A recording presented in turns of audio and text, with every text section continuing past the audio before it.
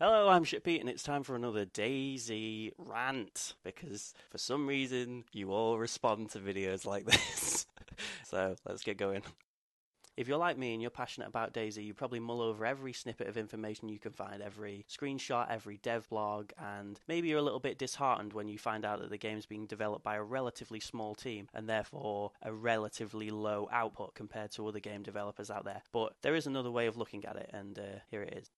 If any of you have seen Indie Developer the movie, you'll know there's a part where Peter Molyneux turns around and he says, when I played Minecraft, it was a revelation. A small team with a small game with big ideas, and it managed to change the shape of gaming itself. And he sort of realized that you don't have to be making these AAA games to have a big input on the gaming industry. And he even left his position at Lionhead Studios and he started a small company with a small, he even goes to the point of saying a small team, enough people in a room that I can have input on everything they're doing and we can all communicate, and that's the ideal environment for making a game. And I like to hope that that's the environment that DayZ's being made in.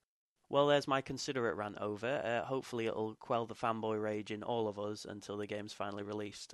Now let's talk about ideas, little fun ideas. Feel free in the comments to post your own ideas. I love hearing other people's ideas as well as my own, and we can have a little back and forth about what's good and what's bad and whether it'll work and whether it won't. This is one of my main annoyances with the game, and it's to do with the lack of use of direct chat within game. We've got the hardcore people who want this game to be immersive, they want it to be realistic as possible, and then we've got people communicating on Skype and on TeamSpeak. And I know there's no way that you can stop people doing that, but as far as realism goes, those people are communicating via telepathy, and a group of new players who are all desperately trying to, figure each other out and communicate over this direct chat, shouting over like the sound of zombies and gunfire to each other, they're always going to be a disadvantage against these people that are on TeamSpeak. And so here's my idea to hopefully even out the odds. So with every other player in the game, you have a relationship bar, and that's to do with how much you bandage them and swap supplies with them, but more importantly, how much you communicate with them on direct chat, because that will be you interacting with another person and you generating a friendship with them, and it will give you a small icon above their head. And I know you're saying that will ruin the immersion, but there becomes a point when you just have to realize that DayZ's game, and you have to put in systems to encourage people to play the way you want them to play. So let's say you meet someone in the supermarket. That other person's friendly, so you start communicating with him. The more that you talk to him, the more an icon appears above his head, and the more you hang around with him and communicate with him, the further away that icon can be seen, and it will just mimic the actual system in real life where you can recognize people that you know. Maybe you spend a lot of time away from this person and the icon fades, and then you have to meet them again because you don't know if it's the same person because you've forgotten what they look like. It's just a system to mimic that. Dean seems to think that the clothing system will be all the game needs. You'll be able to wear a specific outfit and people will recognize you.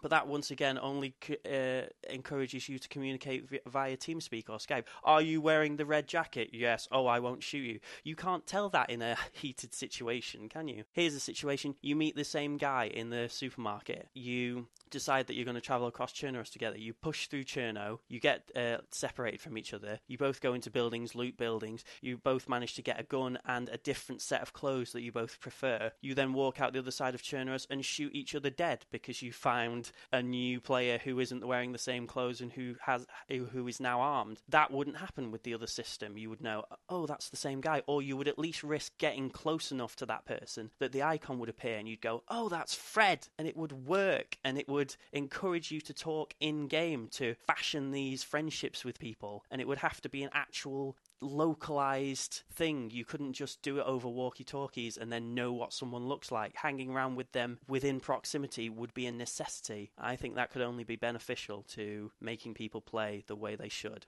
I don't know what the state of Bandits and Heroes are in DayZ Standalone, so because I haven't seen anything, we're going to assume they're not in it. And in that sense, there needs to be an ultimate repercussion for being a bandit. Why, I hear you ask? Well, because there are going to be dozens of ways to be cruel and evil without actually just taking a life. People would kidnap people, people would torture people, people would steal everything from someone and leave them in somewhere. I don't know if the current zip tie system means that you can walk someone into water and then they can drown to death. something like that requires a little bit of thought rather than just shooting someone mercilessly.